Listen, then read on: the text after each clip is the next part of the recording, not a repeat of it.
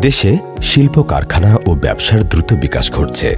সে কারণে বিদ্যুৎ উৎপাদন বৃদ্ধির সাথে পাল্লা দিয়ে চাহিদাও বেড়ে চলেছে। ফলে ঘাটতি কিছুটা রয়ে যায়, বিশেষ করে শিল্প ঘন এলাকায়। ফলে পল্লী বিদ্যুৎকে লোড ব্যবস্থাপনা করতে হয়।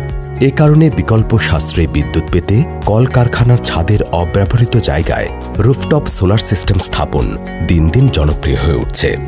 ছাদের সোলার সিস্টেম বিভিন্ন ভৌত এবং বৈদ্যুতিক প্রক্রিয়ার মাধ্যমে সূর্যালোককে বিদ্যুতে রূপান্তর করে। সূর্যালোক গ্রহণ।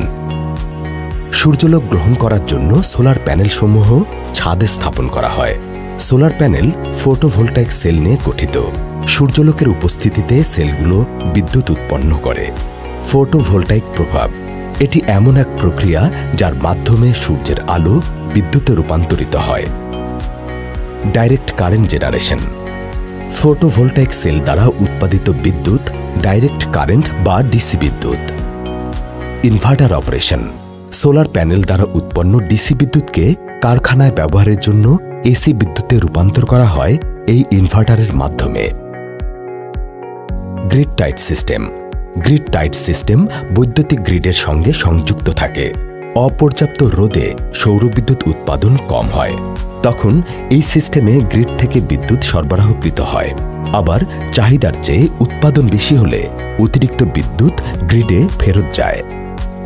Net metering. Grid tied solar সিস্টেমে থাকা নেট মিটার মূলত একটি উভয়মুখী মিটার, যা গ্রিড থেকে নেওয়া যায় এবং গ্রিডে ফেরত দেওয়া বিদ্যুৎ ইউনিটের হিসাব রাখে। গ্রিডে ফেরত দেওয়া ইউনিট মাসে ব্যবহৃত মোট বিদ্যুৎ থেকে বাদ দিয়ে বিল করা হয়। ফলে বিদ্যুৎ খরচ কম হয়।